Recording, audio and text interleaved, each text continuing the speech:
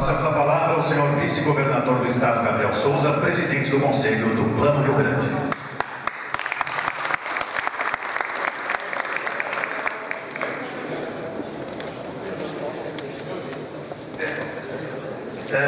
Bom, boa tarde a todos, boa tarde ao governador Eduardo Leite, ao ministro da Reconstrução Gaúcha, deputado Paulo Pimenta, agradecendo a presença do ministro aqui.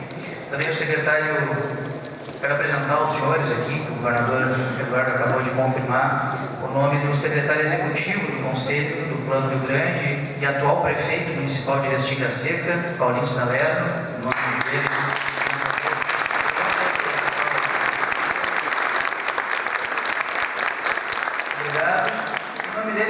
Todos os integrantes hoje empossados aqui do Conselho, e logo em seguida explico a função, a importância e o lugar da governança da reconstrução do Estado. Também o senhor representante do Tribunal de Justiça do Estado, o desembargador Ricardo Berman, o senhor Procurador-Geral de Justiça do Estado, doutor Alexandre Salles, a senhora Subdefensora Pública Geral do Estado, doutora Aline Lovato, em nome deles a todos os membros do MP, do Tribunal de Justiça da Defensoria aqui presente, senhor ex-governador do Estado, Manuel Vieira Júnior, também vice-presidente do BRDE, representante do Tribunal de Contas do Estado, corregedor-geral, conselheiro Alexandre Postal, procurador-geral do Estado, Eduardo Cunha da Costa, os senhores deputados estaduais, Frederico Antunes, líder do governo, e Edmilson Brum, secretários de Estado presidenciado da Casa Civil, Arthur Lemos, da Reconstrução Gaúcha, Pedro Capelupi. Em seus nomes, quero cumprimentar todos os demais colegas de governo, aqui presentes, secretários e secretários. O presidente da FAMURS, o prefeito Marcelo Arruda, o nome dele é todos os prefeitos, senhores presidentes de federações, associações, entidades de classe aqui presentes, empresários, senhoras e senhores da imprensa, senhoras e senhores. Bom, primeiramente, quero dar as boas-vindas a todas e a todos, dizer que temos muito trabalho pela frente. O governador Eduardo criou, então, o Conselho do Plano Rio Grande, que é, na verdade, um plano de reconstrução do Estado, e que não é um plano do governo, né? O governo tem um protagonismo natural, mas é um plano que me parece ser de todos os gaúchos e gaúchas. Daí a importância de envolver a todos e a todas de maneira ampla e de maneira efetiva, né? Para que a gente possa canalizar as energias de cada um de nós, que aqui nesse plenário representa uma série de setores da sociedade, de órgãos públicos, para que possamos juntos, né, com todos os governos e todos os gaúchos, reconstruir o Estado. Esse é o nosso objetivo. Aqui algumas observações sobre o Conselho, que eu explico então o funcionamento dele, que todos nós agora necessitaremos observar para que possamos efetivar os nossos trabalhos, as nossas contribuições de maneira mais adequada possível. Esta é a governança do Plano Rio Grande, né, que já foi apresentada anteriormente pelo governador, o comitê gestor, que o próprio preside. Temos o apoio do governo federal, através do Ministério Extraordinário, da Secretaria Extraordinária, aliás, de Apoio à Reconstrução do Rio Grande do Sul, também a FAMURS e os municípios, e com essas interações entre os entes federados, vamos ter então as demais instâncias de governança, onde se destacam ali nesse gráfico dois principais pontos de diálogo com a sociedade. Primeiro, o Comitê Científico de Adaptação e Resiliência Climática, como diz o nome, vai engajar especialistas, a academia do Estado, nessa reconstrução com resiliência e adaptação climática, e também um conselho, que é este que hoje toma posse, com câmaras técnicas, temáticas, para sugestões e acompanhamento do Plano Rio Grande. Ainda tem a esfera emergencial, a esfera da reconstrução e a esfera do futuro. A esfera emergencial em andamento ainda, mas já paralelamente iniciada a reconstrução, que é o motivo da criação então da Secretaria da Reconstrução Gaúcha, chefiada pelo secretário Pedro Capelupi, que vai apoiar todas as demais secretarias do governo. O governador Eduardo bem diz, este é um governo de reconstrução, não é apenas uma secretaria que fará a reconstrução, mas é óbvio que na organização interna do governo é importante ter um órgão que vá organizar esses fluxos, e o nosso conselho certamente vai se relacionar muito com essa secretaria, bem como com as demais instâncias do governo do Estado e demais órgãos do poder público. E ainda, claro, a questão do Rio Grande do futuro, que é muito importante para que a gente possa ter, já vislumbrar qual estado construiremos amanhã, com resiliência e adaptação climática. Então aqui eu quero me ater à questão do Conselho. Primeiro, os conselheiros e conselheiras. Nós estamos num conselho amplo, grande, e nós queremos a participação de todos. Então, nós temos um método de participação, que nós vamos apresentar hoje, e esses conselheiros, eles envolvem o poder público, através do Executivo, do Legislativo, do Judiciário, da Defensoria Pública, do Tribunal de Contas e do Ministério Público, mas também envolve a sociedade civil, através de empresários, federações, sindicatos, associações, investidores privados, movimentos culturais e artísticos, identitários e também representação dos próprios atingidos em várias dimensões pelas enchentes. Aqui nós teremos uma secretaria executiva, qual eu já apresentei então o secretário executivo, que vai estar num órgão técnico ajudando a organizar todo esse fluxo de trabalho, para que possamos ter condições de efetivamente avançar em cada uma das demandas, sugestões e propostas que vierem a circular no Conselho. Teremos, como falei no início, câmaras temáticas de cada eixo, de cada área da sociedade. Então aqui, exemplificando, teremos a Câmara Temática da Educação, da Habitação, da Segurança, da Justiça e Direitos Humanos, da Infraestrutura, da Saúde, do Meio Ambiente, da Economia, entre outras que podem vir a ser criadas ou divididas, digamos assim, durante o processo dos trabalhos do Conselho. Essas câmaras vão ser constituídas por secretários de Estado de cada uma das áreas. Então, nós vamos nomear os secretários como coordenadores das câmaras temáticas, participando ativamente dos processos de discussão da reconstrução de cada uma das áreas e levando posteriormente as demais instâncias do Conselho ao governador. E também os conselheiros que têm aderência a cada uma das áreas, ou seja, conselheiros que são oriundos do setor da agricultura, por exemplo, certamente vão ter mais aderência para a Câmara Temática da Agricultura, e a recíproca é verdadeira naqueles conselheiros ligados ao setor do comércio, da indústria, que eventualmente também vão ter envolvimento com as suas câmaras temáticas. Então a gente já considera esses conselheiros como membros dessas câmaras. Essas câmaras são fóruns menores, onde com mais, digamos, profundidade teremos condições e fôlego, teremos condições de debater os assuntos de cada uma das áreas. E também técnicos, que vamos sempre que necessário chamar do governo, bem como convidados, que podem ser convidados do governo federal, pode ser Minas Pimenta, pode ser convidados de prefeituras ou de, inclusive, outras áreas e setores da sociedade. E temos também um comitê executivo, que é formado por membros do governo, o vice-governador, o chefe da Casa Civil, o secretário de Planejamento, Governança e Gestão, o secretário da Fazenda, o secretário de Reconstrução, o procurador-geral do Estado e o chefe da Defesa Civil, entre outros órgãos que eventualmente necessitarem chamar, vão se debruçar sobre cada uma dos encaminhamentos finais das demandas que chegarem até lá. E este é o plenário, então que todos nós juntos vamos ter periodicamente encontros.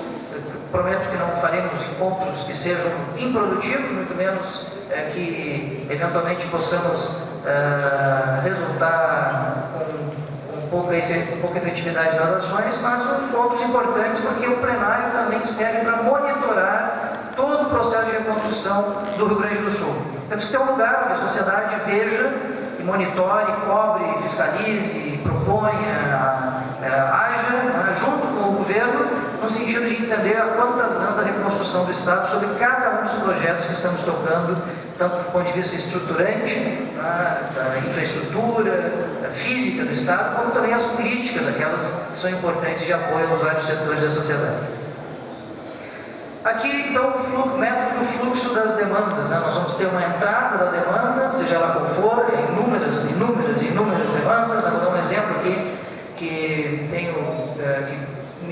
me chegou, mas certamente há outras tantas, que agora com essa organização teremos condições de melhorar a eficiência. É a questão, por exemplo, do uso ou não uso do aeroporto de Torres como apoio, Minas Pimenta, sei que o senhor também esteve lá, como apoio ao aeroporto de Salgado Filho, enquanto este não reabre. Bom, é uma demanda que não envolve apenas o governo do Estado, mas também envolve a concessionária, envolve órgãos do governo federal. Então, essa demanda tem que ser analisada na Câmara temática da infraestrutura, né, em específico nesse exemplo, e posteriormente o Comitê Executivo então encaminha essa demanda, seja para a Secretaria da Reconstrução ou para outro órgão público que tenha que eventualmente ser acionado, ou até mesmo o arquivamento eventualmente da demanda, se ela já está sendo realizada de uma outra forma, ou até mesmo não se aplica no plano de reconstrução do Estado, que eventualmente, inegavelmente vai acontecer.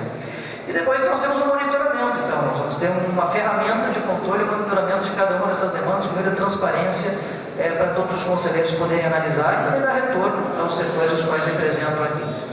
Então, aqui um fluxo já explicando de maneira talvez mais didática, né, a entrada da demanda, que os conselheiros têm essa missão, né, de, dentro dos seus setores, trazerem as aflições, as angústias, os problemas que estão vivendo, cada gaúcha de cada um dos setores aqui representado. Os conselheiros servem exatamente também para que venham, tragam até o Conselho para deliberação as demandas de cada setor. Essas demandas encaminhadas via Secretaria Executiva vão passar por uma triagem em cada uma das câmaras, que reunirá de novo todos os setores especificamente com a sua área de aderência, e posteriormente então o Governo, através do Comitê Executivo, vai dar sequência a ela.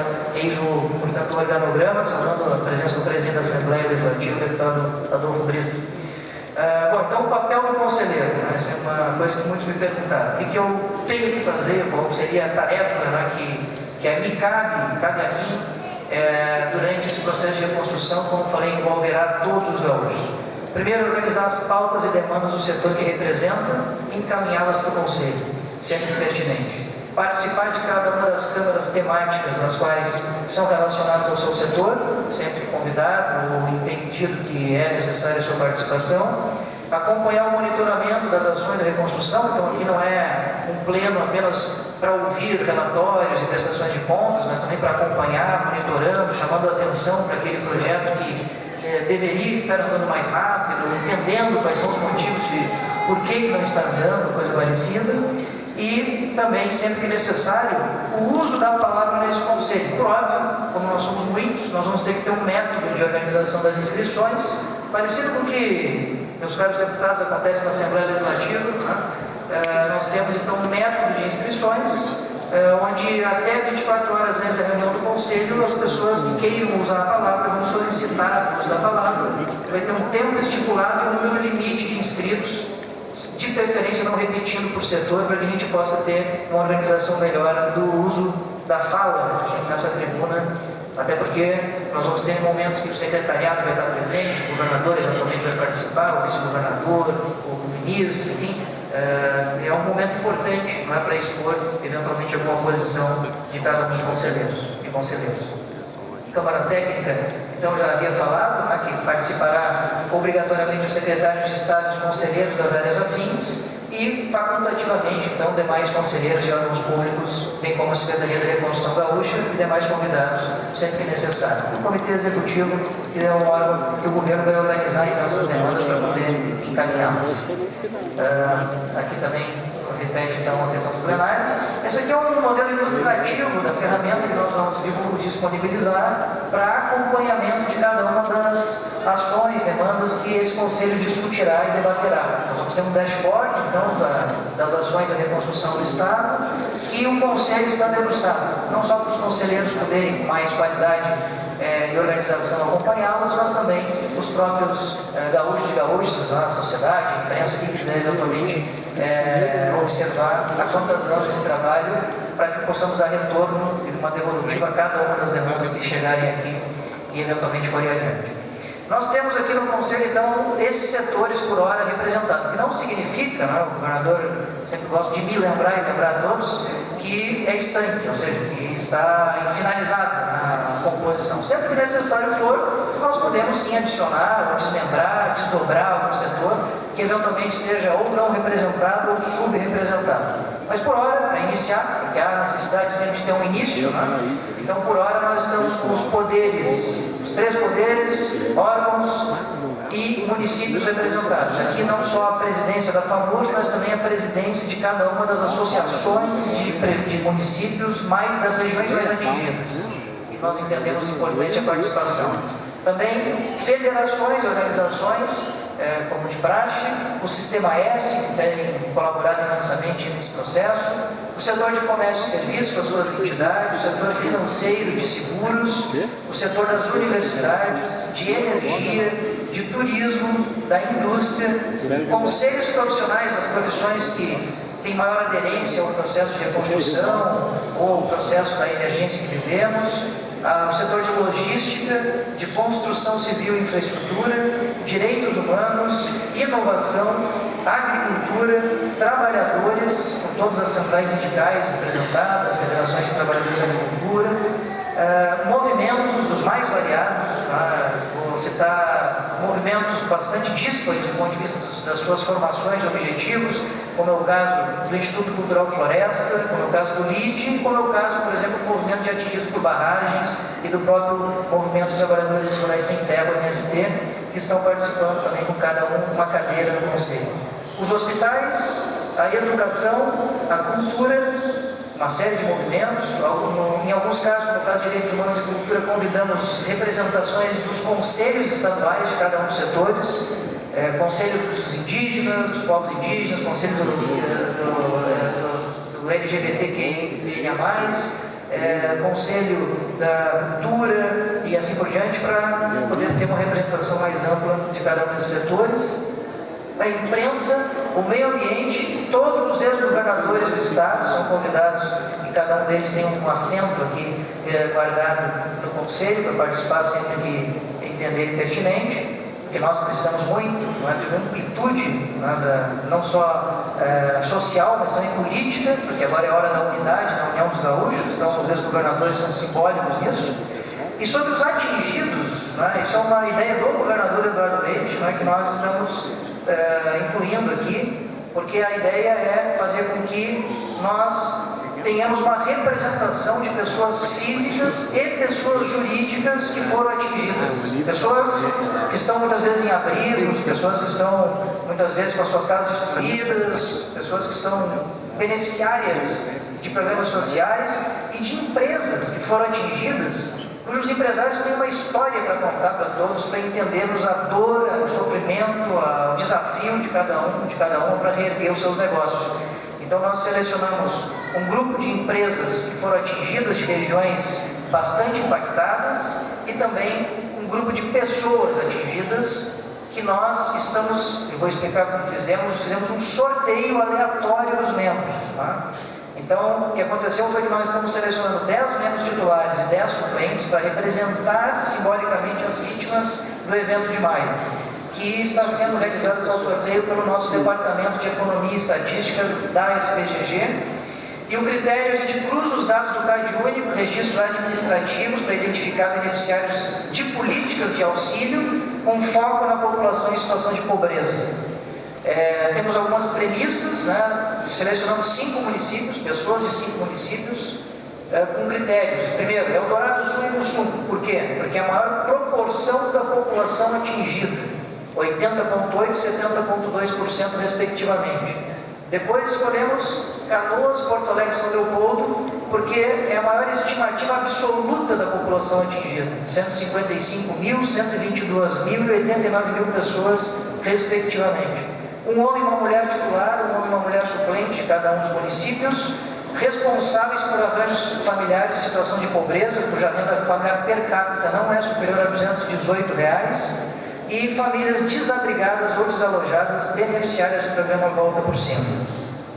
E ainda premissas adicionais, consideramos os cadastros dos últimos 12 meses atualizados, geolocalizamos dentro das áreas diretamente atingidas os endereços, e hoje temos essa tecnologia disponível através do Mapa Único do Rio Grande do Sul, que é o MUP, que a SPGG lançou, e também o cadastro de pós-desastre, que são famílias que foram cadastradas em campo pelos municípios. Então nós temos certeza que essas famílias de fato foram atingidas, porque além de tudo isso, tem o último filtro, que são cadastros realizados pelos municípios através de suas secretarias de ação social.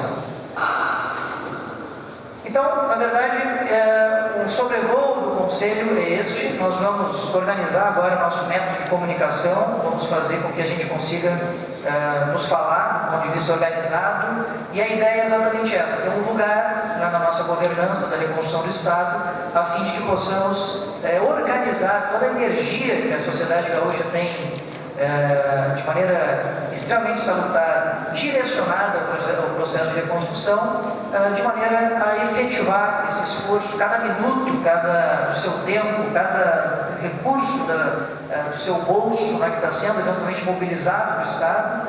O governo então oferece esse canal, esse fórum de comunicação com a sociedade e também com o próprio poder público, a fim de que possamos otimizar tudo isso, dar transparência, organização e entregar resultados o mais rápido possível para toda a população. Aqui, governador, nós temos então um breve relato das ações emergenciais, já como primeira tarefa aqui deste conselheiro que vos fala. Então, a pedido do governador, nós montamos aqui um compilado de tudo que fizemos nas ações emergenciais até o momento, para que todos saibam, mas depois vamos compartilhar essa apresentação, para a gente poder alinhar, então, até agora o que foi feito e o que eventualmente pode ser contribuído por cada um dos senhores. Tivemos resgates que foram realizados por quase 80 mil pessoas resgatadas pelas forças de segurança do Estado, com um efetivo de mais de 27 mil servidores da segurança pública estadual, mais de 4 mil viaturas, 69 embarcações e 6 aeronaves do governo gaúcho, e o apoio de mais 500 policiais e bombeiros de outros estados, além, por óbvio, do significativo e fundamental apoio das Forças Armadas que atuaram para e passo com as nossas forças de segurança. Aqui nós montamos alguns gabinetes avançados nas primeiras horas do evento. O governador determinou que agentes do governo fossem a campo e se estabelecessem em cidades do interior gaúcho, onde no momento estavam mais atingidas pelas enchentes: Santa Cruz do Sul, no Vale do Rio Pardo, São Sebastião do Caí, no Vale do Caí, Bento Gonçalves na Serra. Foram os 3 primeiros postos avançados do governo, que agora, por fim, montou mais um posto avançado em Eldorado do Sul, que é uma cidade que foi a mais atingida em área urbana no Rio Grande do Sul. Então, ainda estamos trabalhando em Eldorado do Sul e já tivemos ações específicas nessas outras 3 cidades de maneira macro-regional. Também na questão da logística, montamos 8 bases de suporte humanitário, Lajeado, Santa Cruz do Sul, Santa Maria, Passo Fundo, Pelotas, Caxias do Sul, Eldorado, além de Porto Alegre. Toneladas de alimentos, água potável, kits de higiene foram enviados através de doações para esses locais.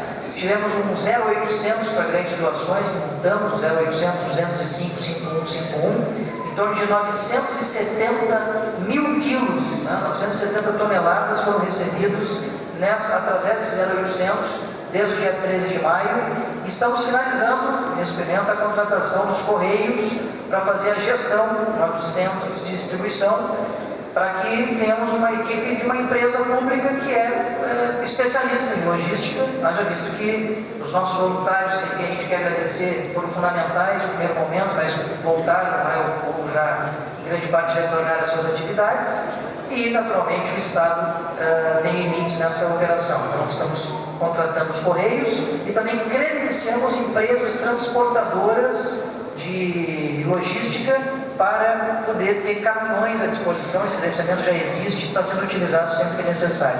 Bem como fizemos um termo de cooperação com o Sindicato das Empresas de Transporte e Logística, o SETSERVIS, que aliás tem assento neste conselho.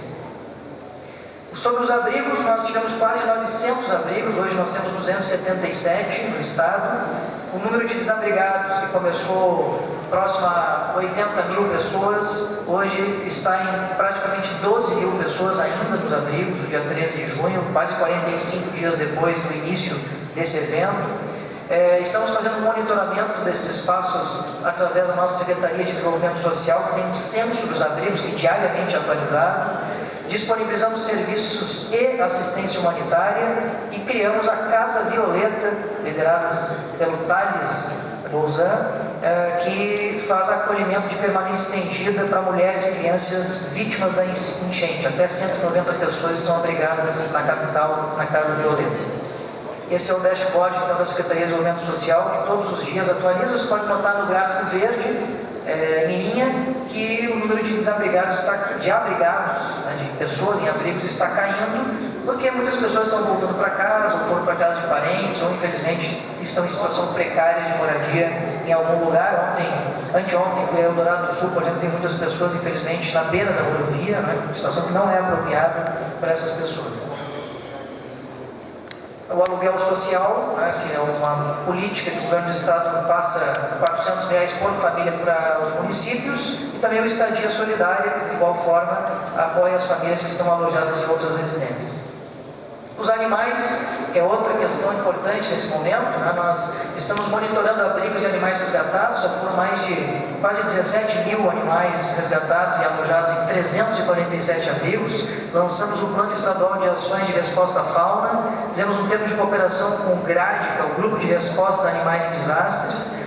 Criamos um WhatsApp para receber necessidade de abrigos em relação aos animais, que é o 51994865180, que está em funcionamento.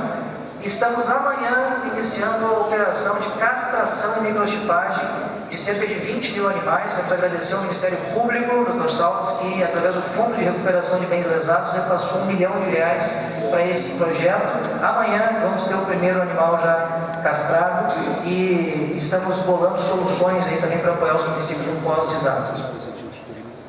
Na questão da habitação, o governador sancionou e os deputados aprovaram a Política Estadual de Habitação de Interesse Social, que é uma lei inédita aqui no Rio Grande do Sul, extremamente necessária para organizar os esforços da habitação, bem como também já anunciamos, no caso da sua calamidade, 585 casas definitivas, investimento de R$46 milhões, e também o Casa é Sua, com 250 casas definitivas, com investimento de R$20 milhões. Além disso, estamos trabalhando com casas provisórias em 500 unidades de rápida montagem, um investimento de mais de R$66 milhões, 250 para Eldorado do Sul, 100 para a região metropolitana de Porto Alegre e 150 para o Vale do Taquari.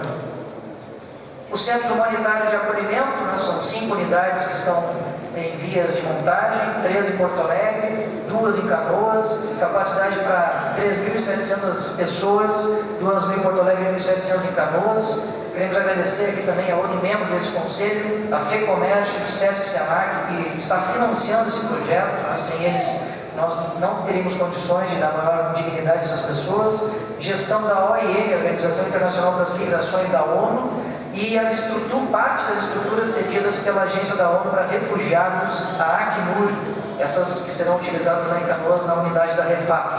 Além de doações da OIS, da internet, 40 máquinas de lavar e secar da Whirlpool Corporation, proprietária das marcas Brastemp e Consul, hoje eu não vou errar, não terei o nome da marca. Também doação de espaços de brinquedoteca para as crianças da Cordeiro Kids e sanitários com chuveiros do movimento União BR, que é uma ONG nacional de voluntariado.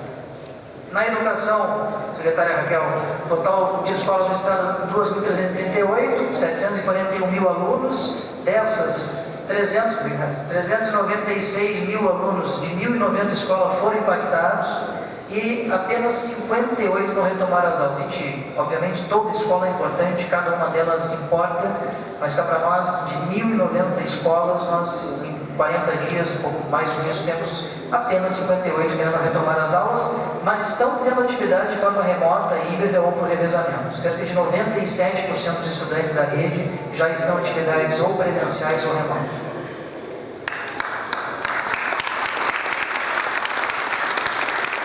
Também a Defesa Civil, repassamos fundo a fundo na Defesa Civil R$148 milhões para ações de resposta e restabelecimento dos municípios, dinheiro que já foi depositado.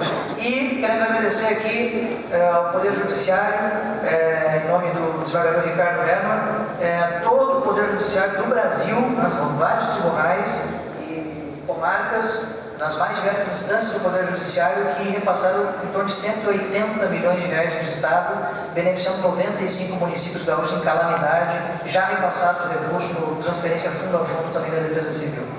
Os programas sociais, então, auxílio abrigamento, R$150 per capita por pessoa no abrigo, R$12 milhões investidos, o Volta por Cima, R$130 milhões, que paga R$2.500 para pessoas de pobreza e extrema pobreza atingidas durante o evento.